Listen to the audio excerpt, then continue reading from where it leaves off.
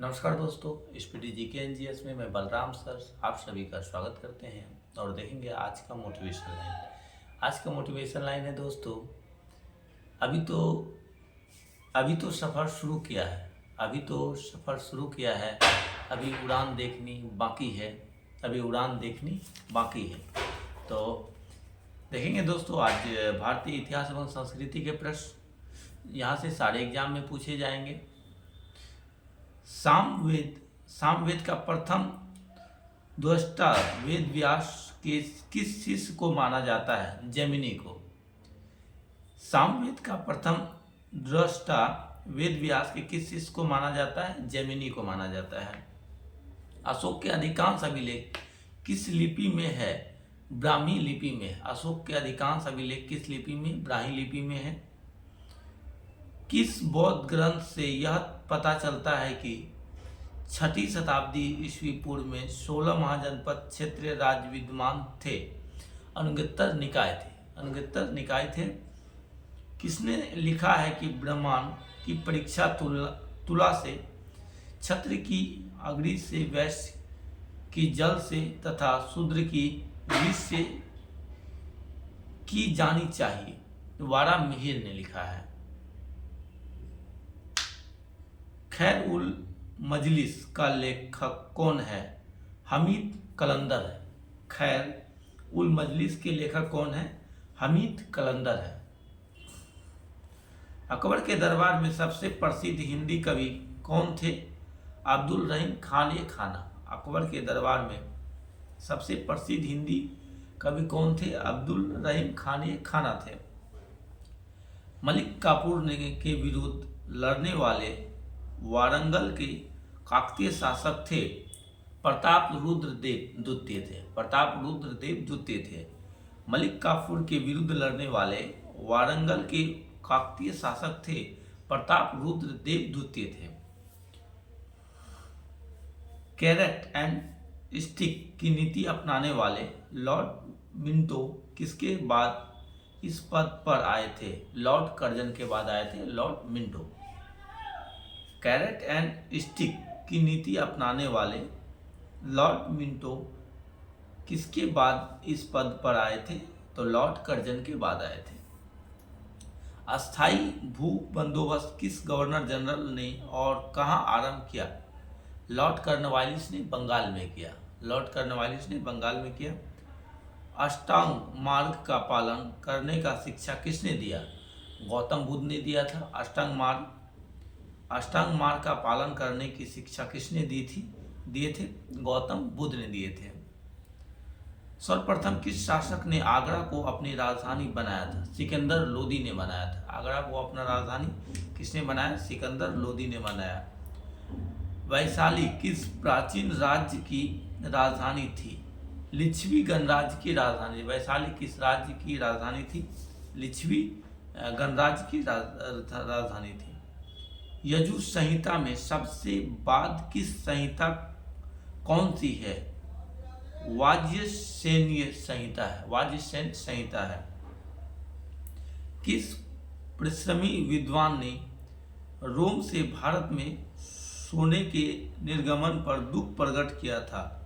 Pliny ने किया था। प्लिनी ने। किस पश्चिमी विद्वान ने रोम से भारत में सोने की निर्गमन पर दुख प्रकट किया था?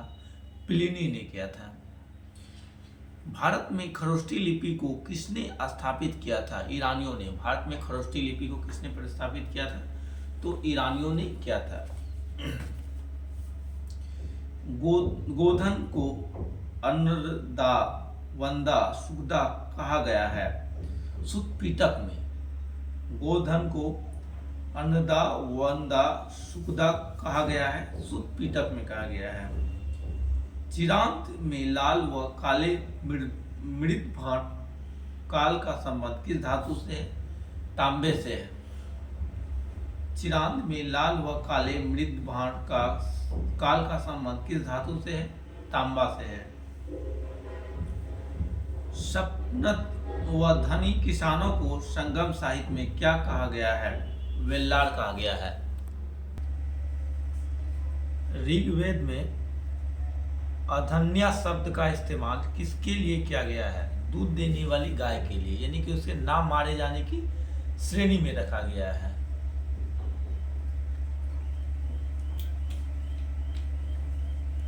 ऋग्वेद में अधन्या शब्द का इस्तेमाल किसके लिए हुआ है? दूध देने वाली गाय के लिए।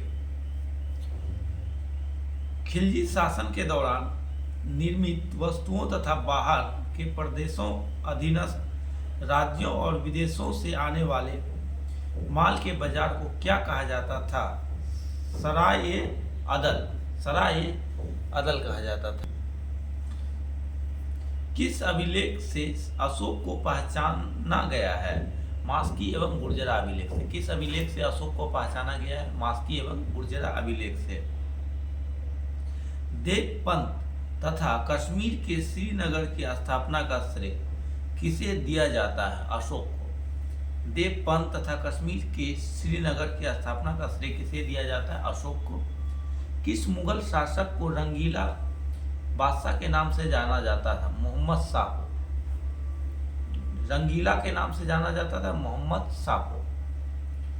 चंदेल वंश का संस्थापक कौन था? नासुक। चंदेल वंश का संस्थापक कौन था? तो नातरुक था। किस शासक के सुदर्शन झील का पुनर्निर्माण करवाया था? रुद्रदामन प्रथम ने करवाया था। किस शक शासक ने सुदर्शन झील का पुनर्निर्माण करवाया था? रुद्रदामन प्रथम ने करवाया था। बदरायन का ब्रह्मसूत्र किस दर्शन से संबंधित है? वेदांत से। बदरायन का ब्रह्मसूत्र किस दर्शन से संबंधित है? वेदांत से संबंधित है। बुद्ध की प्रथम प्रतिमा बनाने का श्रेय किस कला को दिया जाता है? मथुरा कला को। जैन धर्म के प्रथम तीर्थकर कौन थे? ऋषभदेव थे। जैन धर्म के प्रथम तीर्थकर कौन थे? ऋषभदेव थे। ओम नमो भागवते वासुदेवा किस धर्म का प्रमुख मंत्र था? वैष्णव संप्रदाय का।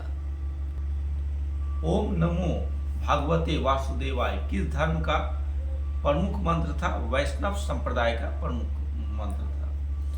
पिरामिडाकार विमान किस शैली के मंदिरों के खास अंग है? द्रविड़। पिरामिडाकार विमान किस शैली के मंदिरों के खास अंग है? तो द्रविड़ शैली के खास अंग है। भारत के किस सम्राट ने चीन की सेना को परास्त किया था? कनिष्क ने। भारत के किस सम्राट ने चीन की सेना को परास्त किया था? हराया था मतलब, तो कनिष्क की सेना ने हराया था। महारानी विक्टोरिया ने भारत की महारानी की उपाधि किस वर्ष धारण की थी? 1 जनवरी 1877 ईस्वी में धारण की थी। 1 जनवरी 1877 ईस्वी। महारानी विक्टोरिया ने भारत की महारानी की उपाधि किस वर्ष धारण की थी? 1 जनवरी 1877 ईस्वी में धारण की थी। लॉर्ड डलहौजी ने अपहरण की नीति डॉक्ट्रिन ऑफ लैम्प्स के अंतर्गत सर्वप्रथम किस राज्य को अंग्रेजी साम्राज्य के अधीन रखा? सतारा को। लॉर्ड डलहौजी ने अपहरण की नीति डॉक्ट्रिन ऑफ लैम्प्स के अंतर्गत सर्वप्रथम किस राज्य को अंग्रेजी साम्राज्य के अधीन रखा? सतारा को रखा। सिविल सेवाओं में प्रतियोगिता परीक्षाओं के माध्यम से भर्ती का नियम कब? 1853 ईस्वी में चार्टर 1853 द्वारा किया गया था, चार्टर एक्ट के तहत। गुरु अर्जुन देव के वध के पश्चात कौन गुरु बने? गुरु हरगोविंद। गुरु अर्जुन देव के वध के पश्चात कौन गुरु बने? गुरु हरगोविंद बने। होयसाल राज्य की प्रदेश में स्थित था? कर्नाटक प्रदेश में स्थित था। विक्रमादित्य की उपाधि किसने ग्रहण की? चंद्रगुप्त दूत ने। विक्रमादित्य की उपाधि किसने ग्रहण की? चंद्रगुप्त दूत ने विक्रमादित्य की उपाधि ग्रहण की। कनिष्क ने किस धर्म को संरक्षण दिया? महायान, बौद्ध धर्म को संरक्षण दिया। हीनयान और महायान 2 शाखाओं में बटा हुआ था और महायान बौद्ध धर्म का था, दोनों बौद्ध धर्म का था। तो कनिष्क ने किस धर्म को संरक्षण दिया? महायान शाखा को दिया, बौद्ध धर्म को। ईस्ट इंडिया कंपनी की स्थापना के समय भारत का शासक कौन था? अकबर था। ईस्ट इंडिया कंपनी के स्थापना के समय अकबर था, मुगल शासक। अलाउद्दीन द्वारा धर्म की उपेक्षा करने के लिए किस समकालीन मुस्लिम लेखक को उसकी आलोचना की है? तो बर्नी ने किया है।